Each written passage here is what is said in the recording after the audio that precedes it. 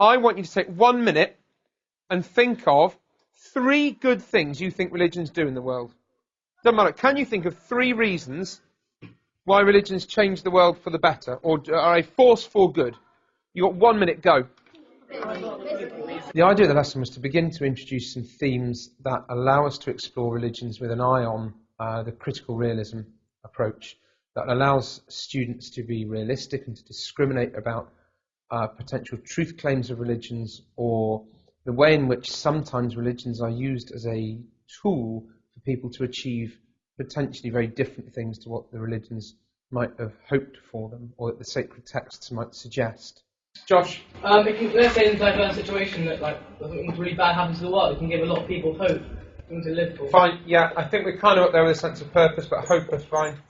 You're going to want a little bit of paper that looks like this. You're going to need to snip along very carefully.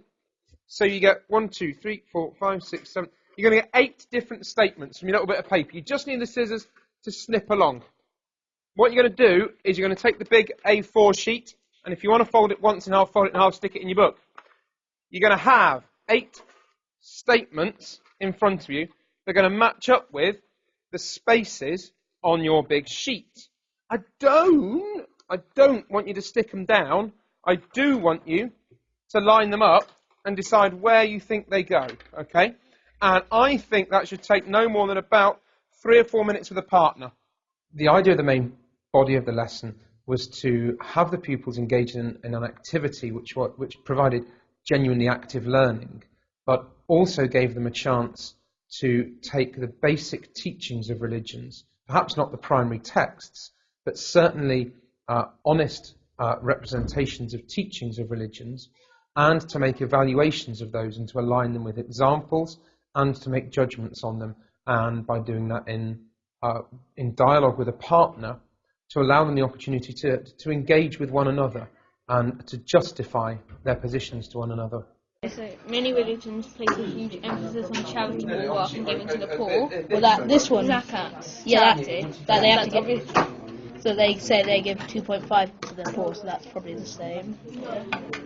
This one, many of religious faith have committed their lives to helping others. Well, Mother Teresa has. You'll see there's a column on the left-hand side. I want you to work down that column quite quickly, and if you're not sure, use pencil to start with. And it asks you, is this an example of a religion's doing a good thing for the world or causing harm in the world? So your thing here is to make a judgment.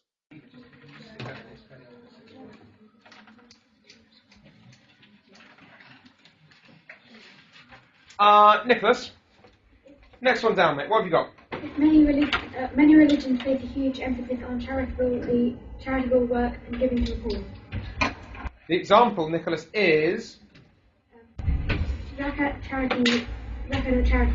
If Muslims have to give 2.5 of earnings to the poor. Excellent. Is this a good thing or a bad thing, Nicholas? It's a good thing. Yona, why is it a good thing? Because it's helping other people and it kind of solves problems in the world like poverty and any kind of, obviously because charity is just helping out the world generally, so it's doing good for people. Good. So what we've got is specific teaching. The Quran says this is a good thing to do. You take the text, you understand, you put into practice in real life. The main skills that I hope the boys to take away from the activities, or certainly to develop, were centred around evaluative and critical reasoning, really. It's very much the case that we want boys to develop as thinkers, to be able to discriminate and distinguish for themselves, and to look at statements and representations of religions and make value judgments about them from an unimpeded position, where they're not drawn by dogma or by preconceptions, but are able to act as individuals and to engage with those religions in a realistic fashion.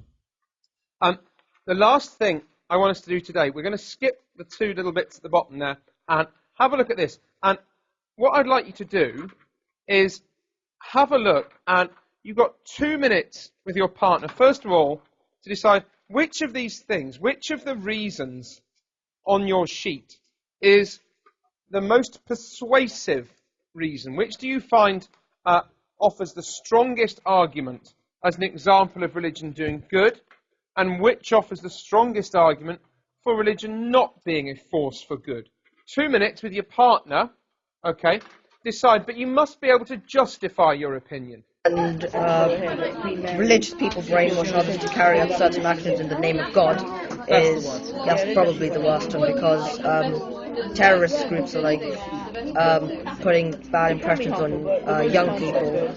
Now, what I want you to do is to take the sheet that has the 3 boxes on that allows you to reflect on this. Most importantly, the last box on that sheet asks you, at the moment, although we've only looked a little bit today, do you feel religion is a force for good in the world, or it's not, that it causes more harm? The material selected for the activity was intended to be an accurate representation of perhaps the basic teachings of the religions that we engaged in, or if not perhaps basic, certainly representative of the ideas and ethos of the chosen religions or parts thereof. It allows the boys to approach possible problems with religions and to make discriminatory evaluations of whether things are positive or negative. And I want you to go away and think about that. Think about what your answer is going to be to that, because we'll come back to it in a few weeks' time and see if you've changed your mind.